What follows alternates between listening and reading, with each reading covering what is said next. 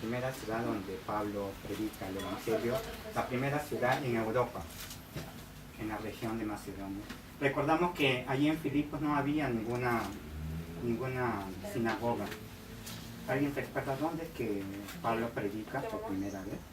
¿Dónde se encontraban reunidos para orar? En un río. Al costado del río. ¿Alguien recuerda quién es la persona a quien Dios convierte? Lidia, ¿no? Luego vimos cómo es que el Señor usa a Pablo para liberar a una chica, ¿no? A una muchacha que estaba endemoniada, ¿no? Cuando Dios libera a esa muchacha, los amos de esa muchacha hacen un gran problema, ¿no? Tanto así que son llevados presos, tanto Pablo como Silas. Ellos son torturados y luego son apresados. Pero en ese día, el Señor convierte al carcelero, a la persona que estaba encargado de ellos, ¿no? De la seguridad. Tanto al carcelero como toda su familia, ¿no? Luego ellos son liberados. Cuando ellos, los magistrados se enteran que ellos que tienen nacionalidad rumana, ¿no? Con miedo los liberan y ellos salen y se dirigen a la casa de Lidia. De la casa de Lidia ellos emprenden, continúan su viaje, ¿no? Se dirigen al sureste, al suroeste, ¿no? Y es así como empezamos en el capítulo 17, ¿no? Vemos en nuestra Biblia, vamos a leer a partir del versículo 1 hasta el versículo 9.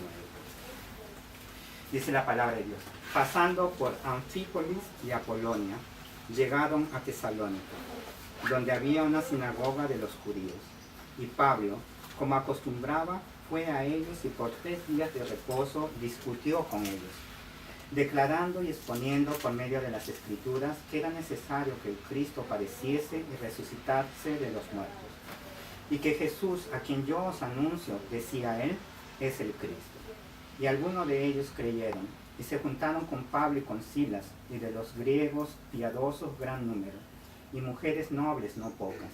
Entonces los judíos que no creían, teniendo celos, tomaron consigo a algunos ociosos, hombres malos, y juntando una turba, alborotaron la ciudad, y asaltando la casa de Jasón, procuraban sacarlos al pueblo, pero no hallándolos, trajeron a Jasón y a algunos hermanos ante las autoridades de la ciudad, gritando: estos que trastornan el mundo entero también han venido acá, a los cuales Jasón ha recibido, y todos estos contravienen los decretos de César, diciendo que hay otro rey, Jesús. Y alborotaron al pueblo y a las autoridades de la ciudad, oyendo estas cosas, pero obtenida fianza de Jasón y de los demás, los soltaron. Vemos que sucede algo. Recordamos que la semana pasada vimos que Lucas comienza a incluirse en el relato. Lo vimos por medio de los verbos, que todo decía nosotros, sí, vinimos, estuvimos. Nos prestamos atención ahora en el capítulo 17, todos los verbos. Ya no dice pasamos, dice pasando. Pablo como acostumbraba él. De algún motivo, no lo sabemos, pero Lucas se queda en Filipos, no acompaña a Pablo ni a Silas. Pablo y Silas se dirigen con Timoteo y dice pasaron por Anfípolis. Vemos en nuestro mapa, Anfípolis está al sur. Al sur. Luego de Anfípolis se encuentra Apolonia, que no aparece en el mapa. De Filipos a Anfípolis hay una distancia de aproximadamente 48 kilómetros. De Anfípolis para Apolonia también hay 48 kilómetros. Y de Apolonia a Tesalónica hay una cantidad mayor. En total más o menos son 160 kilómetros. Recordamos que Pablo y Silas han sido torturados de una manera que su piel está con heridas. Por el tipo de relato entendemos que ellos llegaron a Anfípolis y se quedaron para descansar. Llegaron a Apolonia y descansaron. Y luego llegaron a Tesalónica. Para recorrer esa cantidad de distancia de 48 kilómetros, en el estado que se encuentran en este momento, les hubiera sido imposible hacerlo en un solo día. Es probable que ellos recorrieron esa distancia de caballo para poder hacerlo en un día hasta Anfípolis, hasta Polonia y para llegar hasta Tesalónica. No hay evidencia de que ellos predicaron en Anfípolis ni en Apolonia hasta llegar en Tesalónica. Vemos que en Tesalónica, aquí en el versículo 1, dice, donde había una sinagoga de los judíos. A diferencia de Filipos y probablemente de Anfípolis y de Apolonia, en Tesalónica sí había una sinagoga de los judíos. Recordamos que para que haya una sinagoga en una ciudad era necesario que hayan 10 judíos que sean cabeza de familia, cosa que había aquí en Tesalónica, Y como siempre acostumbraba Pablo, en una ciudad donde había una sinagoga, él se dirigía primero a la sinagoga, es donde él predicaba. Allí muestra el amor que tiene hacia el pueblo que él pertenece, porque él también es judío, Recordamos que en Romanos él dice, no me avergüenzo del Evangelio, que es poder de Dios para salvación para todos aquellos que creen. Primero a los judíos y a los griegos. Griegos entendemos que son los gentiles, Y es de esa manera que Pablo llega a la sinagoga y comienza a predicar. Hay otro motivo también por el cual él predica en la sinagoga primero, porque si él predicase en un lugar fuera de la sinagoga, los judíos irían a cerrar su corazón. ¿Por qué? Porque él primero predicó el Evangelio y hubiese predicado primero a los gentiles y no a los judíos. Él predicaba primero a los judíos para que los judíos puedan escuchar el Evangelio con sus corazones dispuestos. Y no haya ningún motivo de la parte de Pablo que sea tipo una piedra de tropiezo para los judíos. Dice en el versículo 2, y Pablo, como acostumbraba, fue a ellos y por 3 días de reposo. Eso significa por 3 semanas. Porque cada día de reposo, ¿qué día era el día de reposo? ¿Alguien recuerda? Sábado. Por 3 sábados, 3 semanas consecutivas, él se dirigió a esta sinagoga y dice que discutió con ellos. La palabra discutir aquí en el griego tiene el significado de razonar. Él los llevó a razonar. Hubo un diálogo, tanto de Pablo, Silas, con las personas, con los judíos y con los gentiles que se reunían en esa sinagoga. Entendemos que Pablo los confrontaba en su pecado para llamarlos al arrepentimiento y para que crean en Jesucristo, Lo dice aquí, en el versículo 3. Declarando y exponiendo, quiere decir explicando y demostrando. Prestamos atención que dice, por medio de las Escrituras. ¿Cuáles son las Escrituras en ese tiempo? Es el Antiguo Testamento, porque aún no había sido escrito el Nuevo Testamento. Pablo declaraba y exponía por medio del Antiguo Testamento, ¿qué cosa? Que era necesario que Cristo padeciese. Entendemos que Cristo era el Mesías. Él mostraba por medio del Antiguo Testamento a los judíos y a los gentiles que se reunían en esta sinagoga que el Mesías necesitaba padecer. ¿Qué significa padecer? Que necesitaba morir. A diferencia de lo que la mayoría de los judíos esperaban al Mesías que los libere. No esperaban ellos, a sí mismos que las Escrituras lo afirmaban, ellos esperaban un Mesías que los liberase. Y dice aquí, era necesario que el Cristo padeciese y resucitase de los muertos.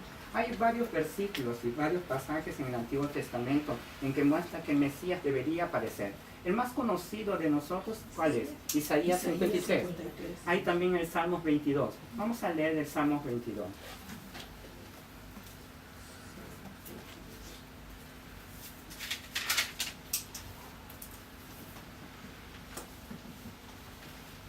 Salmo Es un salmo mesiánico. Mesiánico, ¿Alguien lo puede leer? 22. Dios mío, ¿por qué me has desamparado? ¿Por qué estás tan lejos de mi salvación y de la palabra de mi Dios? Recordamos que esas son las palabras de nuestro Señor Jesucristo en la cruz, Voy a continuar. Dios mío, clamo de día y no me respondes, y de noche y no hay para mí reposo. Pero tú eres santo, tú que habitas entre la alabanza de Israel.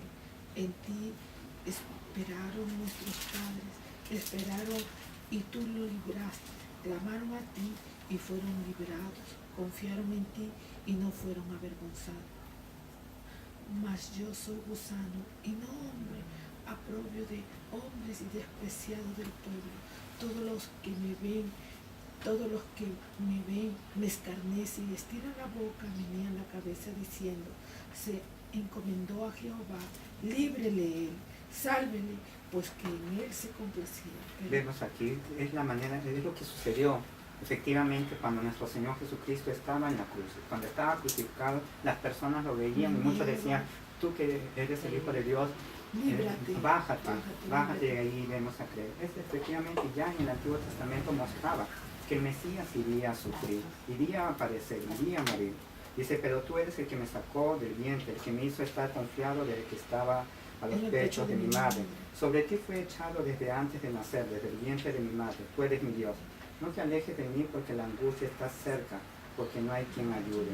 Me han rodeado muchos toros fuertes, todos de Basán me han cercado. Abrieron sobre mí su boca como león rapaz y rugiente. Vemos, he sido derramado como aguas y todos mis huesos se descoyuntaron. Mi corazón fue como cera derritiéndose en medio de mis entrañas, como un tiesto se secó mi vigor y mi lengua se pegó a mi paladar. Me han puesto en el polvo de la muerte. Describe detalladamente cómo iría a ser el sufrimiento y cómo fue efectivamente el sufrimiento del Mesías de Jesucristo en la cruz. Porque perros me han rodeado, me ha acercado cuadrilla de malignos, horadado mis manos y mis pies, contar puedo todos mis huesos, entre tanto ellos me miran y me observan. Efectivamente, de los azotes que le habían hecho, podía verse sus huesos internos. Repartieron entre sí mis vestidos sobre mi ropa, echaron suerte. Es lo que los soldados hicieron. Mas tú, Jehová, no te alejes, fortaleza mía, apresúrate a socorrerme. Libra de la espada mi alma, del poder del perro mi vida.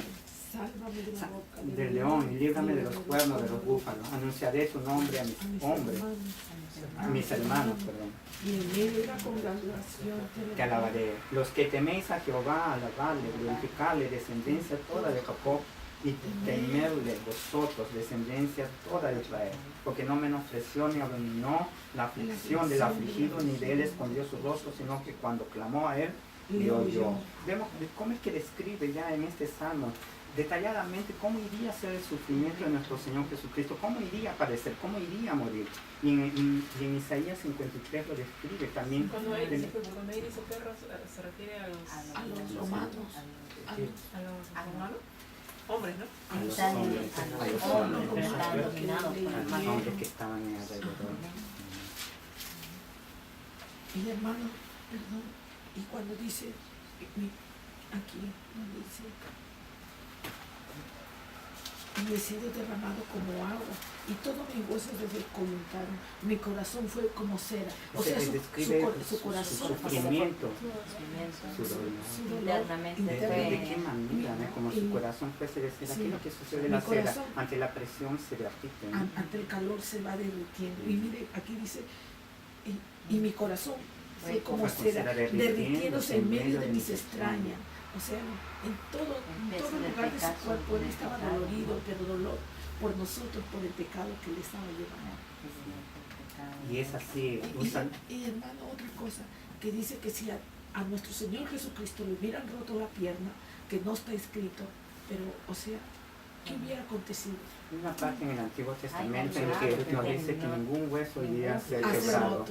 Y es lo que sucedió. Porque siempre quebraban las piernas de las personas que eran crucificadas para que mueran rápido. Más rápido. Pero nuestro Señor Jesucristo murió en el mismo día y nadie le quebró ninguna pierna porque es lo que había sido profetizado. Dios había hablado de esa manera. Solamente fue agujerado en un costado. Más ningún. Como que dice que cuando enseñó sus manos se notan los hoyos, ¿no? Y como agua cuando él también sale agua El 50 y así mismo está él, ¿no? Su cuerpo está igualito como él. Su cuerpo es glorificado, más las marcas de la cruz aún la vemos aparecer. Sus manos y sus pies soldados. Hermano, si me equivoco, corríjame, pero me parece que hay algo que dice que cuando no pudo haber sido quebrado porque creo porque es profético. uno el punto profético se cumplió, pero otro por cuestión de perfección, de pureza, porque su cuerpo tenía que estar intacto, ¿no? Sí. Todos los sacrificios del Antiguo Testamento prefiguraban la persona de nuestro Señor Jesucristo. Por eso que Dios cuando enseñó cómo hacer los sacrificios, el sacrificio tenía que ser un animal perfecto, sin ninguna falla. Y nuestro Señor Jesucristo se ofrece su vida de esa manera, en su perfección. En su perfección sabemos que Él siempre fue perfecto. Y en esa perfección que Él se ofreció como sacrificio. Por eso que es el sacrificio aceptable por el Padre, ¿no? Él, su perfección era en cuestión a su personalidad. En todo, ¿no? Físico. En lo espiritual, en su carácter, en su persona, ¿no? En su físico. Es que mirando el Antiguo Testamento, cuando alguien tenía una mancha, algo era impuro, defecto. Porque nadie puede la iglesia romana, la iglesia católica, ellos le deciden cómo es Jesucristo. Con ojos azules, con la nariz bien perfilada. Pero aquí 53 lo dice, hermano. Vamos a leer. Vamos a leer 53. Nadie sabe, ¿no? Nadie No, sabe pero- cómo ha sido la apariencia de Una cosa es belleza conforme al entendimiento de las mentes humanas, y otra cosa es perfección delante de los ojos de Dios. Los animales que eran ofrecidos en sacrificio eran perfectos delante de los ojos de Dios. Un animal que no era perfecto no era aceptado por Dios. No puede ser sacrificio. Sí, y en Deuteronomio donde dice que Pero eso que eran corderos, sin ¿no? mancha. Tenían Que tenga mancha que que imperfecto. tenían que No, pero cuando yo le digo en cuestión física, no quiero decir que... No quiero decir que si nuestro Señor Jesucristo ha sido guapo o ha sido hermoso, pero esa perfección buen cuerpo, en cuanto a ¿no? No estoy enfermedad. diciendo, ¿no? Yo le digo en cuanto... Porque la hermana casi tiene un paralelo a lo que dice, ¿no? Cuando se sabe, ¿no? Que primero... Si el animal tenía, por ejemplo, si Un defecto. el animal tenía un defecto externo, no era aceptable como un sacrificio. O sea, no era un sacrificio aceptable por Dios. Entendemos que de esa manera nuestro Señor Jesucristo, en la perfección, para ser aceptado por el Padre como sacrificio, en todo aspecto era perfecto, ¿no? En ese sentido. En el capítulo 53, veamos, dice ahí, ahí me lo puede leer, por favor. ¿Quién ha creído a nuestro anuncio? ¿Y sobre quién se ha manifestado el brazo de Jehová? Subirá cual renuevo delante de él, y como raíz de tierra seca, no hay parecer en él, ni hermosura, le veremos más en atractivo para que le deseemos. Despreciado y desechado entre los hombres, varón de dolores, experimentado en quebranto, y como que escondimos de él el rostro, fue menospreciado, y no lo estimamos. Ciertamente llevó él nuestras enfermedades, y sufrió nuestros dolores, y nosotros lo estuvimos por azotado, por herido de Dios y abatido. Mas el herido fue por nuestras rebeliones, molido por nuestros pecados. El castigo de nuestra paz fue sobre él, y por sus llagas fuimos nosotros curados. Todos nosotros nos descarriamos como oveja, cada cual se apartó por su camino, mas Jehová cargó en él el pecado de todos nosotros. Angustiado él y afligido, no abrió su boca. Como cordero fue llevado al matadero, y como oveja delante de sus trasquiladores, enmudeció y no abrió su boca. Por cárcel y por juicio fue quitado. Y su generación, ¿quién la contará? Porque fue cortado de la tierra de los vivientes, y por la rebelión de mi pueblo fue herido. Y se dispuso con los impíos su sepultura, mas con los ricos fue en su muerte. Aunque nunca hizo maldad, ni hubo engaño en su boca. Con todo eso Jehová quiso quebrantarlo, sujetándole a padecimiento.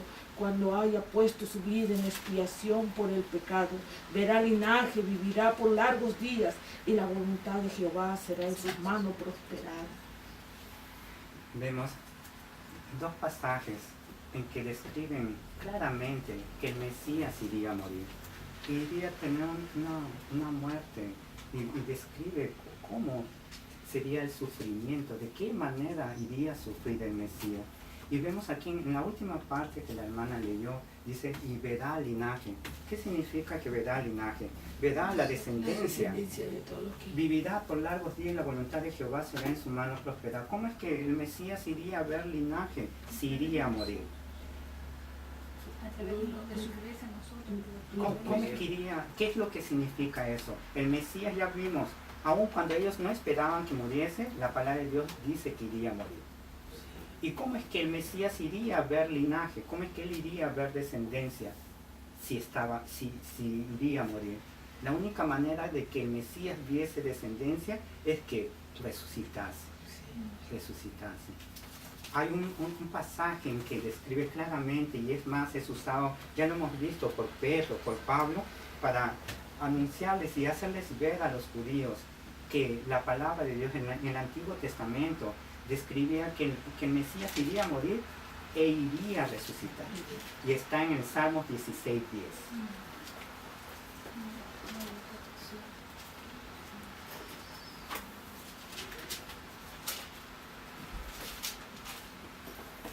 Dice, ¿por qué no dejarás mi alma en el Seol, ni permitirás que tu santo vea corrupción? Ellos, todos los judíos que escuchaban esto, entendían que el Mesías iría a morir, deberían entenderlo, que iría a morir e iría a resucitar.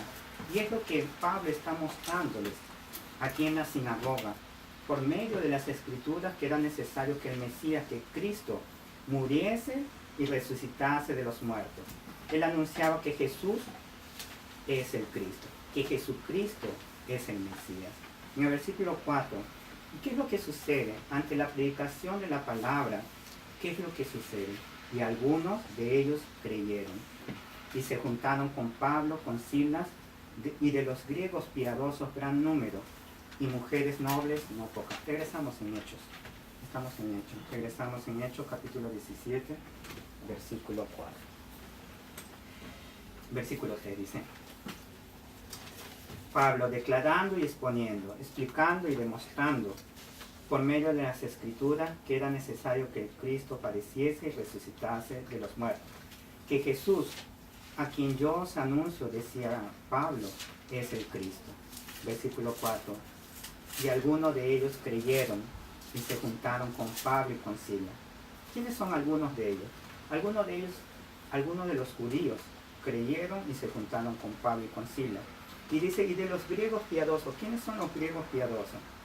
Son los gentiles que congregaban con los judíos en la sinagoga y que no habían sido circuncidados. Estos griegos piadosos también creyeron, y dicen gran número. Muchos gentiles que se congregaban en la sinagoga creyeron. Y dentro de estos griegos piadosos se encontraban mujeres nobles. En el original dice mujeres de los principales. ¿Cuáles son las mujeres de los principales? Se entiende que son las mujeres, las esposas de las autoridades, de las personas que tenían puestos estratégicos y que dirigían el gobierno de la ciudad. Y dice no pocas, entendemos que fueron muchas. Muchas. Vamos a ir en Primera de Tesalonicenses. En la ciudad de Tesalónica vemos que Pablo está predicando la palabra de Dios, está predicando el Evangelio. Hemos visto en los versículos que hemos leído, él predica por 3 semanas en la sinagoga, en el día de reposo, el día sábado. Más adelante, pero no pasa un año. En menos de un año, él continúa en su segundo viaje misionero y en la ciudad de Corinto, él escribe la primera epístola a los tesalonicenses. Y vamos a leerlo en el capítulo 1, del versículo 1 hasta el 9. Vamos a ver quiénes son estos tesalonicenses. ¿Estamos todos ahí? Dice Pablo, Silvano es Silas, ¿no? Y Timoteo, a la iglesia de los tesalonicenses, en Dios Padre y en el Señor Jesucristo, gracia y paz sea a vosotros. sean a vosotros, de Dios nuestro Padre y del Señor Jesucristo. Damos siempre gracias a Dios por todos vosotros, haciendo memoria de vosotros en nuestras oraciones, acordándonos sin cesar delante del Dios y Padre nuestro de la obra de vuestra fe, del trabajo de vuestro amor y de vuestra constancia en la esperanza en nuestro Señor Jesucristo. Y prestamos atención al versículo 4, porque conocemos, dice Pablo, hermanos amados de Dios, vuestra elección. Prestamos atención, vuestra elección, es la elección de Dios. En el versículo 5, pues nuestro evangelio no llegó a vosotros en palabras solamente, sino también en poder, en el Espíritu Santo y en plena certidumbre, como bien sabéis, cuáles fuimos entre vosotros por amor de vosotros. Y vosotros vinisteis a ser imitadores de nosotros y del Señor. Y prestamos atención que nos dice, recibiendo la palabra.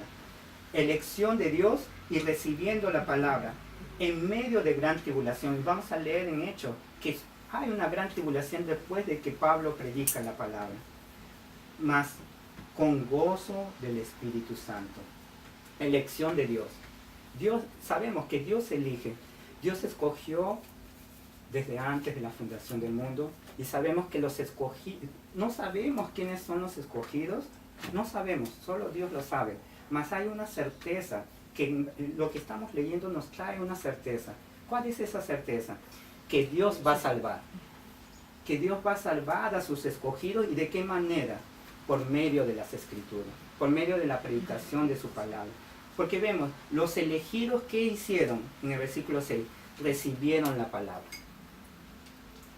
Los escogidos no rechazan la palabra, reciben la palabra. A pesar de la gran tribulación, a pesar de los problemas, a pesar de cualquier cosa que pueda suceder, Dios salva a sus escogidos por medio de su palabra. Versículo 7. Y de tal manera que habéis sido ejemplo a todos los de Macedonia y de Acaya que han creído. Porque partiendo de vosotros ha sido divulgada la palabra del Señor, no solo en Macedonia y Acaya, sino que también en todo lugar vuestra fe en Dios se ha extendido, de modo que nosotros no tenemos necesidad de hablar nada. ¿Qué es lo que sucede? Dios ha formado una iglesia por medio de Pablo, va a formar una iglesia en Tesalónica. Y los hermanos de esta iglesia, en menos de un año ya han salido en sus alrededores. Y ellos son los que están predicando el Evangelio. Y muchas personas están creyendo. En el versículo 9, porque ellos mismos cuentan de nosotros la manera en que nos recibiste. Ellos mismos, los hermanos de Tesalónica, han salido a predicar el Evangelio y ellos cuentan cómo es que Pablo, Silas y Timoteo, cómo es que ellos fueron recibidos. Y prestamos atención que dice, y cómo os convertisteis de los ídolos a Dios, para servir al Dios vivo y verdadero. La conversión del pecador, del incrédulo, es comparado y es igualado a ¿qué? A dejar sus ídolos. Cuando una persona se convierte y es convertido por el Señor, él deja sus ídolos, deja de alabar y adorar a sus dioses y comienza a adorar que al Dios vivo y verdadero. ¿Y cómo es esa conversión? Por medio de creer en nuestro Señor Jesucristo. ¿Y cómo es que alguien puede creer en nuestro Señor Jesucristo? Es por medio de las Escrituras, ¿eh? Por medio de las Escrituras. Volvemos en el libro de Hechos. Dios escogió, Dios salva por medio de su palabra, a pesar de tribulaciones, a pesar de cualquier problema, a pesar de cualquier persecución. ¿Y quiénes son los que creyeron? En el versículo 4. Algunos de los judíos creyeron y se juntaron con Pablo y con Silas, y de los griegos piadosos, de los gentiles, gran número, y mujeres nobles no pocas. Versículo 5. Asimismo, personas creen, hay personas que no creen. En el versículo 5, ¿qué dice? Entonces los judíos que no creían, Pablo ha predicado en la sinagoga por 3 semanas. Dentro de las personas que congregaban en la sinagoga hay personas que creyeron y hay un grupo de personas que no creyeron. Estos tuvieron celos. ¿Qué tipo de celos tuvieron? Sabemos que no es celo de Dios, sino son celos carnales. ¿Por qué? Las personas que Dios ha convertido ya no van a congregar en la sinagoga. Porque no tiene sentido que ellos congreguen. ¿Cómo es que van a alabar a Dios donde alaban a otros dioses, ¿no? Y cuando en un lugar donde no adoran a nuestro Señor Jesucristo, entendemos que esas personas que Dios convierte han dejado de congregar.